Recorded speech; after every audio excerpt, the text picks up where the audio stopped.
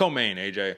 Andrei Arlovsky, Carlos Felipe, man. The thing that impressed me the most, AJ, I need to get it off my chest, is the speed of Andrei Arlovsky. I have a theory. My theory is that at this point of his career, you're not going to be able to beat Andrei Arlovsky unless you are the Tom Aspinall archetype. You are faster, bigger, taller, stronger, more powerful, have better cardio, have both a grappling acumen and a nice striking acumen. I don't think you can beat Arlovsky unless you possess those skills. Do you agree with me, AJ? Yeah, I agree. Like, you have to have all the intangibles stacked in your card to be able to beat Arlovsky. And like I said, you need to be able to finish him, man. You can't take this dude to points because he knows how to win a fight on points all day long. Absolutely. And that's what's most impressive, man, is to be able to do that, to outclass all of these people, just becoming a smart, wise fighter. Sometimes they say it's a bad thing, right? Because you're less willing to take chances and take risks.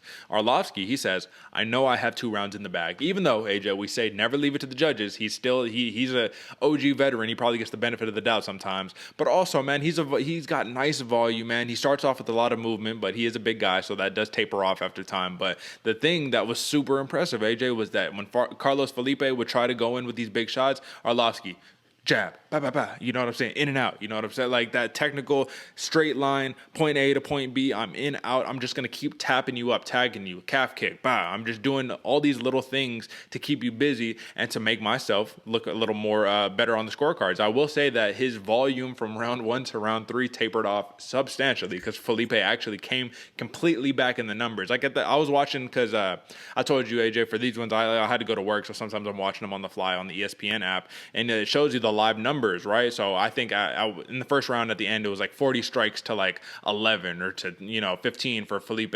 Come round 3, they were tied up 81-81, and I was like, God damn, man, Arlovsky, you got to keep throwing, bro. What are we doing here? Even though I picked Felipe, I'm still rooting. Obviously, how can you not root for Andrei Arlovsky? So with all that being said, AJ, man, I have one big picture question for you in terms of Andrei Arlovsky. What are the odds, AJ, or not even the odds, but just tell me, like, what do you think the possibility is of Andrei Arlovsky potentially somehow, some way making his way into the top 10 of this UFC heavyweight rankings in the next year or two?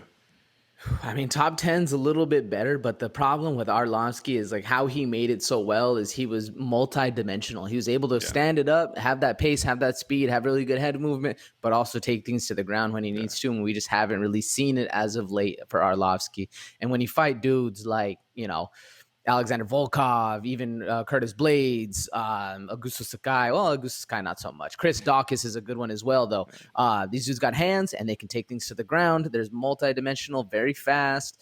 There's a lot of Tom Aspinall. There's a lot of dudes that are coming up that are just that new style of heavyweight, and I think it's going to make it hard for Arlovsky. Top 5, not so much. Top 10, maybe.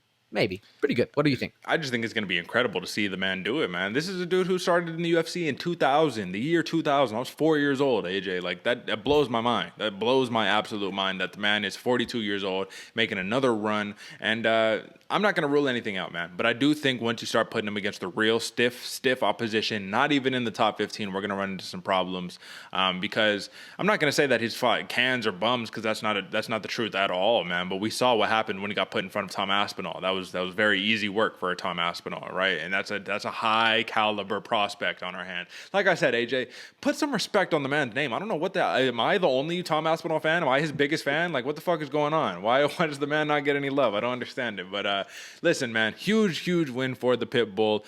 Second win in a row, moves to 21-14 with 1 no contest in the UFC. So let's just compare those records, man, neck and neck. 21-14, 1 no contest for Arlovsky. 22-15, 1 no contest for Jim Miller, man. These dudes are legends, and I'm just glad we're able to watch history happen in real time, man. But okay, AJ,